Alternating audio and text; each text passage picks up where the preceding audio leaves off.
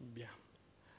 Excellence, Madame la ministre de l'Environnement, du Développement durable et du bassin du Congo, secrétaire exécutive de la Commission climat du bassin du Congo, marraine de la première édition du FOMADECI, Excellence, Madame la ministre de l'économie forestière de la République du Congo,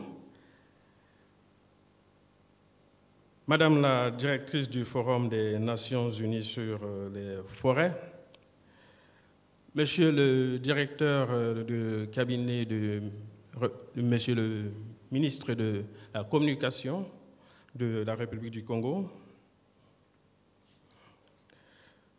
Monsieur le commissaire à l'environnement, aux ressources naturelles, à l'agriculture et au développement rural de la Commission de la CEAC, Monsieur le secrétaire exécutif de la COMIFAC, Madame la co-facilitatrice du partenariat pour les forêts du bassin du Congo de la République gabonaise, Madame la représentante du PNUD, Madame la représentante de l'UNESCO, Madame la coordonnatrice de la coalition régionale de la société civile pour les forêts, l'environnement dans le bassin du Congo, Madame la représentante du directeur général de la SNPC, Mesdames et Messieurs, distingués invités, c'est avec une profonde gratitude que je m'adresse à vous aujourd'hui en vous souhaitant la bienvenue à cette première édition du Forum multi-acteurs pour le développement de la communication et de l'information environnementale dans le bassin du Congo, FOMADECI en cycle. Permettez-moi d'abord d'exprimer nos sincères remerciements aux autres autorités de la République du Congo, et en particulier à son Excellence le Président Denis Sassou Nguesso, Président de la Commission climat du bassin du Congo, pour avoir accepté d'accueillir ce forum placé sous son haut patronage. Par cet acte, il réaffirme son engagement constant en faveur de la préservation de notre patrimoine écologique et de la lutte contre le changement climatique. Avant de développer mon propos, je tiens à prendre 1 minute pour rendre un hommage à ceux de nos collègues qui nous ont précédés dans la lumière et qui ont été avec nous dans ce combat pour le développement de l'information environnementale. Je voudrais citer quelques-uns. Quand nous commencions cette aventure dans les années 2010, on avait notre grand frère, le bon Ani Matumona, qui nous a inspirés également. Nous avons également, au cours de chemin, dans le cadre du RCEAC, perdu Chanta Moyama, qui était chargé de communication auprès du ministère de Forêt de la République centrafricaine, point focal RCEAC.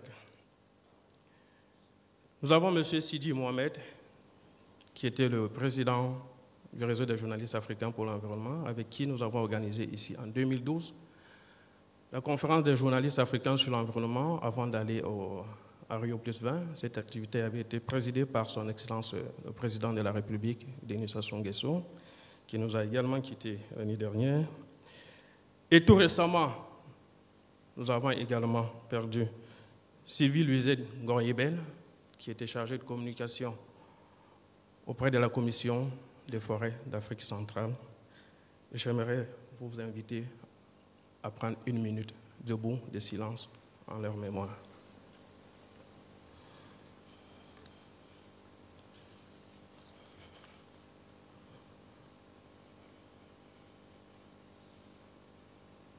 Merci. Cette édition du FOMADECI s'inscrit dans un contexte mondial marqué par des avancées significatives telles que l'adoption récente par les Nations Unies de la décennie mondiale du boisement et du reboisement, dont je vous invite pour une grosse acclamation de cette victoire de la République du Congo, de son champion, le président de la République, Denis Sassou Nguesso, dont je tiens également ici a donné la genèse de Afrique Environnement Plus. Afrique Environnement Plus naît le lendemain de la COP 15 sur le changement climatique à Copenhague, COP pendant laquelle le président de la République, Denis Sassou Nguesso, était le porte-parole des Africains à cette rencontre.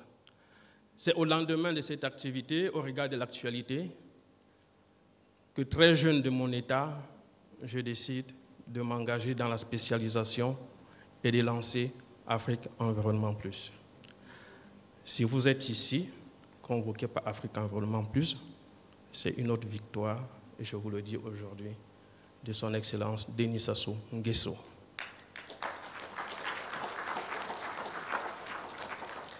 L'année 2025 s'annonce comme une année décisive, jalonnée de rencontres internationales majeures. La COP, celle sur la biodiversité, s'est clôturée. Le sommet sur l'économie verte en Afrique, organisé en Afrique du Sud. En juin, la 3e conférence des Nations Unies sur l'océan. Et plus tard, pour ne citer que cela, la COP 30, marquant les 10 ans de l'accord de Paris.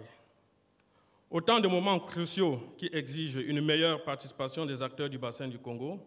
Malheureusement, nous devons le reconnaître, l'accès à l'information spécialisée, la sensibilisation du grand public, la participation des médias aux grandes négociations internationales reste limitée dans notre sous-région. Aujourd'hui encore, il est difficile de trouver une information claire, actualisée et accessible sur les enjeux environnementaux dans nos médias locaux, malgré l'existence du réseau des communicateurs pour l'environnement en Afrique centrale et tous les efforts qui sont menés au quotidien pour cela. Trop peu de journalistes sont utilisés pour couvrir des thématiques comme l'adaptation au climat, l'atténuation, le crédit carbone ou encore la résilience, pour ne citer que ces thématiques. Et leur présence aux grandes rencontres internationales reste marginale. Pour vous donner une idée, en fin 2024, lors de la COP sur la biodiversité à Cali, j'étais le seul journaliste africain du bassin du Congo à cette activité, première réserve écologique, poumon vert de l'humanité. À la COP climat sur la biodiversité, nous avons à peine 4 journalistes. Et à la COP sur la désertification, 1. Comment pouvons-nous ainsi vendre le bassin du Congo? Si nous observons les médias internationaux communiquer sur leurs activités et attendre qu'en marge de ces activités, qu'ils communiquent sur celles du bassin du Congo en direction de leur pays et non en direction des populations du bassin du Congo, questionnons-nous. C'est pour répondre à ce défi qu'est né le FOMADECI, porté par Afrique Environnement Plus, avec le soutien de ses nombreux partenaires. Ce forum est un espace d'échange, de réflexion et de construction pour renforcer la communication autour des enjeux environnementaux et climatiques dans le bassin du Congo. Pendant ces 4 jours, des acteurs venus d'horizons divers, institutions publiques, médias, chercheurs, représentants communautaires, populations autochtones, ONG, secteur public, secteur privé, vont unir leurs idées pour repousser les limites de la communication environnementale et trouver ensemble des solutions concrètes pour mieux informer, sensibiliser et mobiliser. Mesdames et messieurs, distingués invités, aujourd'hui plus que jamais, la communication doit être au cœur de nos actions et en faveur de l'environnement. Il est urgent de donner à la communication environnementale les moyens qu'elle mérite, de financer des programmes thématiques innovants et de soutenir la création des contenus pertinents pour les médias. Chaque projet, chaque programme sous-régional doit intégrer un budget de communication qui assure non seulement la formation des acteurs concernés, mais aussi la production et la diffusion d'informations accessibles à tous. Il est impératif que ces efforts s'étendent jusqu'à l'accompagnement des professionnels, des acteurs dans leur participation aux rencontres internationales, afin qu'ils puissent représenter nos initiatives avec force et impact, et ensemble, investissons dans la communication pour donner à nos actions la portée qu'elles méritent et sensibiliser durablement les populations aux enjeux environnementaux. Cet engagement est une nécessité. Il en va de notre capacité de mobiliser, informer et agir pour un avenir durable. Je tiens à remercier chaleureusement tous ceux qui ont rendu ce format possible. Nos remerciements vont en particulier à Mme Arlette Soudan Nono, ministre de l'Environnement, du Développement durable et du Bassin du Congo, secrétaire exécutif de la Commission climat du Bassin du Congo, et marraine de ce forum qui a porté cette initiative avec passion et détermination. Au secrétariat exécutif de la Comifac, qui dès les premiers jours ont encadré la mise en œuvre de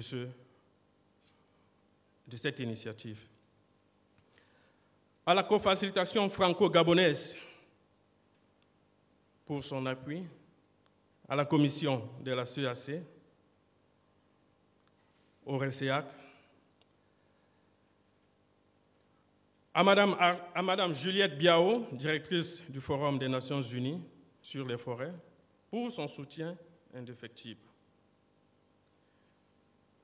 Merci également à nos partenaires techniques et financiers, la coordination du système des Nations Unies au Congo, le PNUD, la SNPC, le WWF, le CIFOR, la BDAC, la TIBT, FRM, XOI, Congo,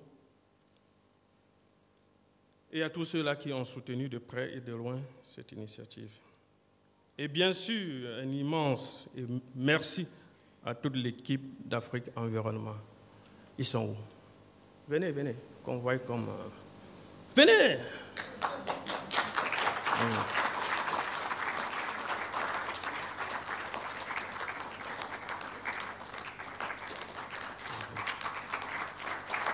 Winnie est où? Où est Winnie? C'est bon. Voilà. Regardez comment je suis entouré, et beaucoup de femmes. Pourquoi ne pas être heureux? Le genre est plus que représenté chez moi.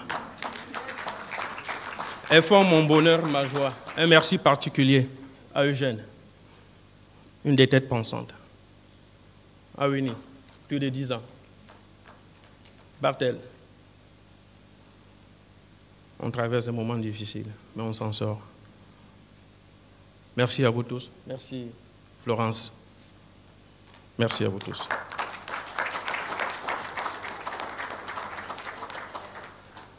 Je ne saurais terminer sans ces remerciements, sans penser à celle-là qui m'encourage depuis le début, qui m'invite à ne jamais baisser les bras, qui peut me remonter le moral quand c'est en bas, qui sait chuchoter « bébé, ça va aller ». Je pense à mon épouse, Madame Siemeni. Il y a de plus compliqué que l'information et la communication environnementale. Donc quand on dit si on avait fait le journalisme politique, ouais, on aurait plus de visibilité, on aurait eu plus de... Mais on s'est engagé dans un autre chemin. Et si je suis là jusqu'à aujourd'hui, sur les 3 fois où j'ai failli abandonner,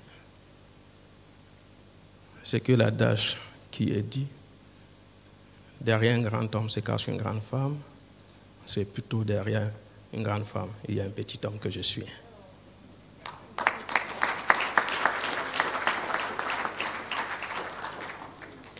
Je voudrais rendre également hommage à la ministre de l'économie forestière qui nous a soutenus depuis longtemps, bien avant, depuis le Pronard. Quand on parle d'avoir résisté, nous avons bénéficié énormément. Merci, Excellence Madame la Ministre. Un merci à mon cher ami Stéphane, c'est le plus vieil ami que j'ai dans cette salle, directeur général de l'Énergie 2050. On s'est connus lors de ma première COP. C'était en Afrique du Sud. Là où on squattait encore dans les petits trous. Et ce soutien nous a permis de traverser le monde des merveilles. Merci, cher ami.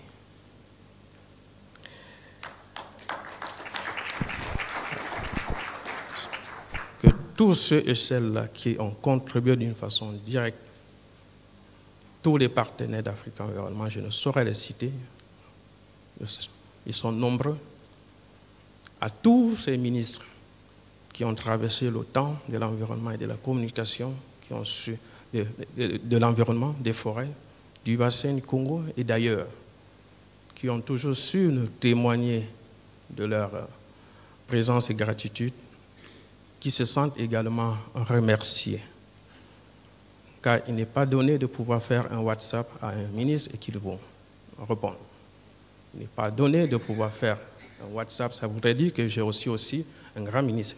Et je le serai. Merci.